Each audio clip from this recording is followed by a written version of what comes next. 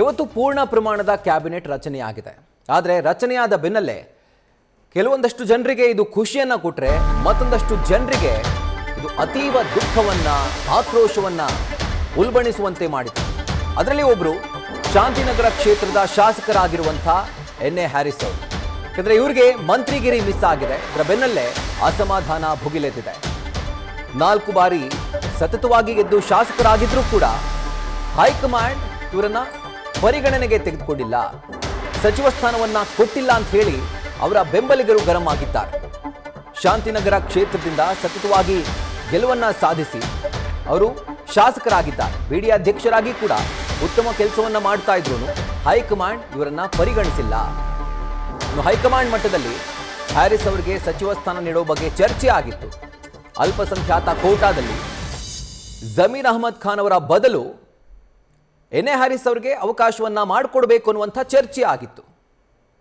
ಇನ್ನು ಮುಖ್ಯಮಂತ್ರಿ ಡಿ.ಕೆ. ಶಿವಕುಮಾರ್ ಕೂಡ ಎನ್.ಎ. ಹ್ಯಾರಿಸ್ ಅವರ ಪರವಾಗಿ ಭರ್ಜರಿ ಬ್ಯಾಟಿಂಗ್ ಮಾಡಿದ್ರು. ಆದರೆ ಕೊನೆ ಕ್ಷಣದಲ್ಲಿ ಅವಕಾಶ ಕೈ ತಪ್ಪಿದ್ದಕ್ಕೆ ಹ್ಯಾರಿಸ್ ಅವರ ಬೆಂಬಲಿಗರು ಆಕ್ರೋಶಗೊಂಡಿದ್ದಾರೆ.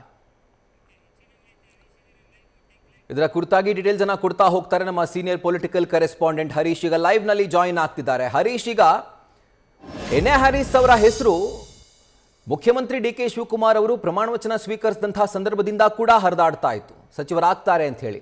ಆದರೆ ಕೊನೆ ಕ್ಷಣದಲ್ಲಿ ಈ ಒಂದು ಅವಕಾಶ ಕೈ ತಪ್ಪಿದೆ. ಹಾಗಿದ್ರೆ ಮುಂದಿನ ದಿನಗಳಲ್ಲಿ ಇವರನ್ನ ಸಮಾಧಾನ ಮಾಡಲಿಕ್ಕೆ ಯಾವ ರೀತಿಯಾದಂತಹ ತಂತ್ರವನ್ನ ಹೈಕಮಾಂಡ್ ನಾಯಕರು ಖುದ್ದಾಗಿ ಮುಖ್ಯಮಂತ್ರಿ ಡಿ.ಕೆ. ಅನುಸರಿಸಬಹುದು ಅಂತ?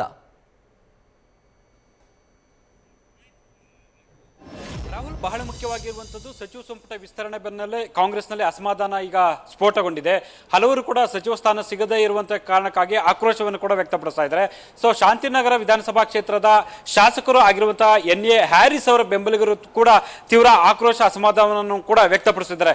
ಕಳೆದ 4 ಬಾರಿಯಿಂದಲೂ ಸತತವಾಗಿ ಶಾಂತಿನಗರ ವಿಧಾನಸಭಾ ಕ್ಷೇತ್ರದಿಂದ ಹ್ಯಾರಿಸ್ ಅವರು ಗೆದ್ಕೊಂಡ್ ಬರ್ತಾ ಇದ್ದಾರೆ. ಜೊತೆಗೆ ಪಕ್ಷ ಸಂಘಟನೆಯಲ್ಲೂ ಕೂಡ ಅವರು ಸಕ್ರಿಯವಾಗಿ ತೊಡಗಿಸಿಕೊಂಡಿದ್ದಾರೆ. ಆದ್ರೂ ಕೂಡ ಪಕ್ಷ ಅವ್ರನ್ನ ಗಮನಿಸಿಲ್ಲ, ಪರಿಗಣಿಸಿಲ್ಲ ಅನ್ನುವಂಥ ಆಕ್ರೋಶ, ಅಸಮಾಧಾನ ಈಗ ಸ್ಫೋಟಗೊಂಡಿದೆ. ಅದರಲ್ಲೂ ಕೂಡ ಹೈಕಮಾಂಡ್ ಮಟ್ಟದಲ್ಲಿ ಹ್ಯಾರಿಸ್ ಅವರಿಗೆ ಸಚಿವ ಸ್ಥಾನವನ್ನು ಕೊಡುವಂತ ನಿಟ್ಟಿನಲ್ಲಿ ಕೂಡ ಸುದೀರ್ಘವಾಗಿ ಚರ್ಚೆ ಕೂಡ ನಡೆದಿತ್ತು ಅಂತ ಹೇಳಲಾಗ್ತಿದೆ. ಅದೆಲ್ಲದಕ್ಕಿಂತಲೂ ಡಿ.ಕೆ. ಶಿವಕುಮಾರ್ ಅವರ ಬಣದಲ್ಲಿ ಗುರುತಿಸಿಕೊಂಡಿದ್ದಂತಹ ಹ್ಯಾರಿಸ್ ಅವರಿಗೆ ಸ್ವತಃ ಸಿಎಂ ಡಿ.ಕೆ. ಶಿವಕುಮಾರ್ ಅವರು ಕೂಡ ಅವರು ಬೆನ್ನೆಲುಬಾಗಿ ನಿಂತಿದ್ರು. ಕೊನೆಯ ಹಂತದಲ್ಲಿ ಆದ್ರೂ ಕೂಡ ಬದಲಾವಣೆ ಆಗಿರುವಂತದ್ದು ಅಥವಾ ಅವ್ರ ಕೈ ತಪ್ಪಿರುವಂತದ್ದು ಯಾಕೆ ಅನ್ನುವಂತ ಸಹಜವಾಗಿ ಚರ್ಚೆಗಳು ಕೂಡ ಕಾಂಗ್ರೆಸ್ ಪಾಳ್ಯದಲ್ಲಿ ವ್ಯಕ್ತ ಆಗ್ತಿದೆ. ಈಗಾಗಲೇ ಕೂಡ ಅಭಿಮಾನಿಗಳು, ಬೆಂಬಲಿಗರು ತೀವ್ರ ಆಕ್ರೋಶವನ್ನು ವ್ಯಕ್ತಪಡಿಸ್ತಾ ಇದ್ದಾರೆ. ಬೆಂಗಳೂರು ವ್ಯಾಪ್ತಿಗೆ ಸಂಬಂಧಪಟ್ಟಂಗೆ ಎನ್.ಎ. ಹ್ಯಾರಿಸ್ ಅವರಿಗೆ ಕೂಡ ಟಿಕೆಟ್ ಒಂದು ಸಚಿವ ಸ್ಥಾನವನ್ನು ಕೊಡ್ತೀವಿ ಅನ್ನುವಂಥ ನಿಟ್ಟಿನಲ್ಲಿ ಕೂಡ ಸಿಎಂ ಡಿ.ಕೆ. ಶಿವಕುಮಾರ್ ಅವರು ಕೂಡ ಹೇಳಿದ್ರು. ಹೈಕಮಾಂಡ್ ಮಟ್ಟದಲ್ಲಿ ಚರ್ಚೆ ಆದ್ರೂ ಕೂಡ ಯಾಕೆ ಕೊನೆಯ ಹಂತದಲ್ಲಿ ತಪ್ಪಿದೆ ಅನ್ನುವಂಥ ಆಕ್ರೋಶ, ಅಸಮಾಧಾನ ಕೂಡ ವ್ಯಕ್ತ ಆಗ್ತಾ ಇದೆ. ಬಿಡಿ ಅಧ್ಯಕ್ಷರಾಗಿ ಕೂಡ ಸಮರ್ಪಕವಾಗಿ, ಪರಿಣಾಮಕಾರಿಯಾಗಿ ಕೂಡ ಕೆಲಸವನ್ನ ಮಾಡ್ತಾ ಇದ್ರು. ಸೊ ಯಾಕೆ ಇನ್ನು ಪರಿಗಣಿಸಿಲ್ಲ ಅನ್ನುವಂಥ ಅಸಮಾಧಾನ, ಬೇಗುದಿ ಕೂಡ ಈಗ ವ್ಯಕ್ತ ಆಗ್ತಾ ಇದೆ. ಹಾಗೆ ಪಕ್ಷದ ಮಟ್ಟದಲ್ಲಿ ಒಂದು ಹಂತದಲ್ಲಿ ಕೂಡ ಹ್ಯಾರಿಸ್ ಅವರಿಗೆ ಮಣೆ ಹಾಕುವಂತ ನಿಟ್ಟಿನಲ್ಲಿ ಕೂಡ ಚರ್ಚೆ ಆದ್ರೂ ಕೂಡ ಯಾಕೆ ಕೊನೆಯ ಹಂತದಲ್ಲಿ ಕೈ ಬಿಡಲಾಗಿದೆ ಅನ್ನುವಂಥದ್ದು ಕೂಡ ಈಗ ಚರ್ಚೆಗೆ ಗ್ರಾಸ ಆಗಿದೆ. ಬೆಂಗಳೂರು ಮಟ್ಟದಲ್ಲಿ ಒಂದು ಜಮೀರ್ ಅಹಮದ್ ಅವರು ಕೊಟ್ಟಿದ್ದಾರೆ, ರಿಜ್ವಾನ್ ಅರ್ಷದ್ ಅವರು ಕೊಟ್ಟಿದ್ದಾರೆ. ಸೊ ಎನ್.ಎ. ಹ್ಯಾರಿಸ್ ಅವ್ರಿಗೂ ಕೂಡ ಕೊಡ್ತಾರೆ ಅನ್ನುವಂಥ ಚರ್ಚೆಗಳಿತ್ತು. ಅಂದ್ರೆ ಒಟ್ಟು 3 ಜನಕ್ಕೆ ಅಲ್ಪಸಂಖ್ಯಾತ ಸಮುದಾಯದಲ್ಲಿ ಕೂಡ ಅವಕಾಶವನ್ನು ಕೊಡಲಾಗುತ್ತೆ ಅನ್ನುವಂಥ ಚರ್ಚೆಗಳಿತ್ತು. ಎನ್.ಎ. ಹ್ಯಾರಿಸ್ ಅವ್ರಿಗೂ ಸಿಗುತ್ತೆ ಅನ್ನುವಂಥ ಮಾತುಗಳು ಕೇಳಿಬಂದಿದ್ದು. ಹಾಗಾಗಿ ಹ್ಯಾರಿಸ್ ಅವರಿಗೆ ಸಿಗದೇ ಇರುವಂತ ಕಾರಣಕ್ಕಾಗಿ ತೀವ್ರ ಆಕ್ರೋಶ ಕೂಡ ಈಗ ವ್ಯಕ್ತ ಆಗ್ತದೆ. ಸ್ವತಃ ಬೆಂಬಲಿಗರು ಕೂಡ, ಕಾರ್ಯಕರ್ತರು ಕ್ಷೇತ್ರದಲ್ಲಿ ಕೂಡ ಆಕ್ರೋಶವನ್ನು ಕೂಡ ವ್ಯಕ್ತಪಡಿಸ್ತಾ ಇದ್ದಾರೆ. ಮುಂದಿನ ದಿನಗಳಲ್ಲಿ ಹ್ಯಾರಿಸ್ ಅವರು ಈ ಒಂದು ವಿಚಾರಕ್ಕೆ ಸಂಬಂಧಪಟ್ಟಂಗೆ ಯಾವ ಹೆಜ್ಜೆ ನೀಡ್ತಾರೆ ಅನ್ನುವಂಥದ್ದು ಕೂಡ ಸಾಕಷ್ಟು ಕುತೂಹಲ ಕೆಡೆ ಮಾಡಿಕೊಟ್ಟಿದೆ. ರಾಹುಲ್, ರೈಟ್ ಹರೀಶ್.